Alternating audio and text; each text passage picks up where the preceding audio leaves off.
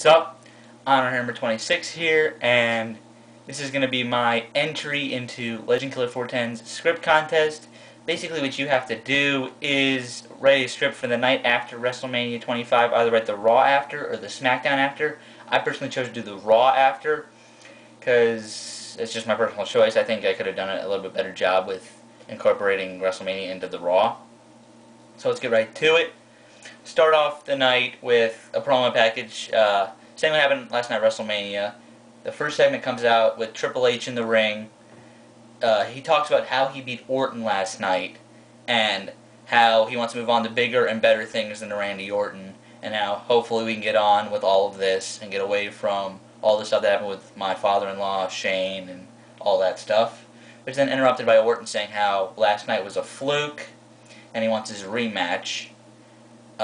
And then Shawn Michaels interrupts that, saying how since he had a 5-star match with the Undertaker the night previous, he deserves to be the #1 contender. Which is then interrupted by Vickie Guerrero with a classic one of these.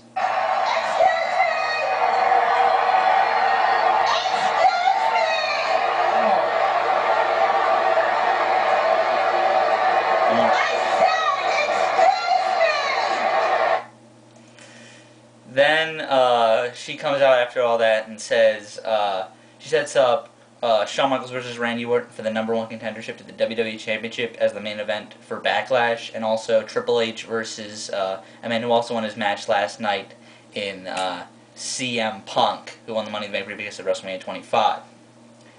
Then, second segment started off with a 6-man tag team match. The Unified Tag Team Champions of the Cook, the Colognes, and Ricky Steamboat versus John Morrison, The Miz, and Chris Jericho. Since most of the fans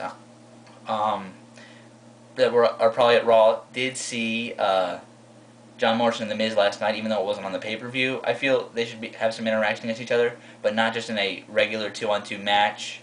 So I decided to throw Ricky Steamboat and Chris Jericho in there, because they also have a storyline coming up. And I'd have Steamboat get the win for his team over Jericho with just a quick roll-up to surprise Jericho. And nothing, and I guess that's that. Next, the third segment would be the Intercontinental Championship Scramble match qualifier. I would personally set up a Scramble match for Backlash for the Intercontinental Championship between the, I guess the current Intercontinental Champion at this time was, damn it, who was the current Intercontinental, whoever he was. I'll remember in a minute. But, the match was set up as, I thought of the best two mid-carders on Raw at the time were William Regal and Kofi Kingston. That makes the most sense in my opinion. I have Kofi win over clean after the Trouble in Paradise. Just make Kofi look strong here. Then we cut to a promo in the back where CM Punk, Ray's the new Intercontinental Champion. He beat JBL at WrestleMania. So it's Ray versus Kofi right now versus 3 other people. Then he cut to a CM Punk promo in the locker room where Mr. Kennedy is trying to give him some advice on how we should use the Money in the Bank briefcase, and CM Punk says, "I don't need your advice. I've already won it twice," and basically playing a little bit of seeds for the heel turn down the road. Then the 5th segment is going to be you have Brian Kendrick in the ring saying how it's such BS that he wasn't on WrestleMania last night, and there's no Ezekiel Jackson there because he's about to get drafted to ECW, and Kendrick is on his way out. So he makes an open challenge to the locker room saying, "I want some chump to beat on," bringing out the Undertaker. And Undertaker does a pretty good squash on Brian Kendrick. And but Kendrick does some young HBK type of like offense in the squash, but Undertaker basically just stops it and beats him. And just make the Undertaker look strong coming out of WrestleMania. And the next match we have would be the Triple H versus CM Punk type, match. Because Triple H is the WWE Champion right now, and CM Punk is the Money in the Bank briefcase holder. Triple H will win this match via countout. Don't let either man look weak in this match. Keep them both looking strong. Even though it's not a clean finish, make this match like a hard-fought match, and basically they're fighting outside the ring until the count of 8. Triple H knocks CM Punk down and gets in the ring right before the count of 10 and wins the match that way. Post-match, you have Legacy attack Triple H, of just Cody Rhodes and Ted DiBiase, and they beat him down, so he was kind of just unconscious, laying there. And then CM Punk runs Legacy off, but doesn't touch them. Then Triple H is down and out. You have the referee in the ring checking on him. CM Punk kind of half gives the Money in the Bank briefcase to the referee and says, and the referee asks him, does he want to cash it in, and then pulls back and says no, planting a little more seeds for the heel turn down the road. Then it cuts to the back where Chris Jericho is being interviewed by Todd Grisham, where he calls out Ricky Steamboat for a match at Backlash, and talks about how the fans are such hypocrites, basically just your Jericho stuff. Talks about WrestleMania 25, how he beat all the legends, how Mickey Rourke is an idiot, how Ric Flair got his ass kicked even after he went through 3 legends last night, and just your basic Jericho type of promo here where he calls out everybody, and it's all true, but he turns it in a heelish way, which is just awesome. Then we have a second match for the Intercontinental Championship Scramble Qualifier, and I want to have this match be a SmackDown and an ECW talent against each other because, well, at least at the time, a SmackDown and an ECW talent, because like they want to solidify the fact that the draft could shake up anything, and they want to say that all brands can be in play for this championship.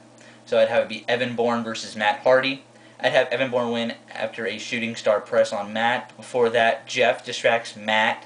So Matt's on the ramp, or Matt's like still in the ring looking at Jeff like saying, I beat you last night. Then Bourne kicks him in the back of the head, sets him up perfectly for shooting star press, hits it, and gets the 1, 2, 3.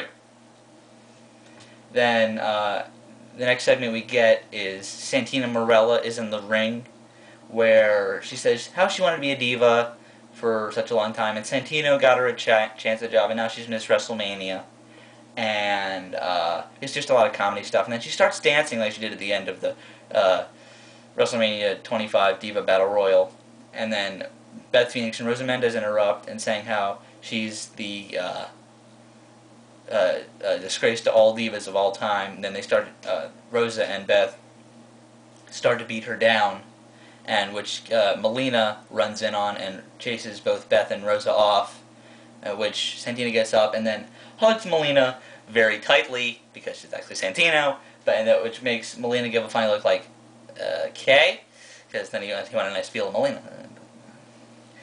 But then the main event is Randy Orton versus Shawn Michaels for the #1 contendership to Triple H at Backlash.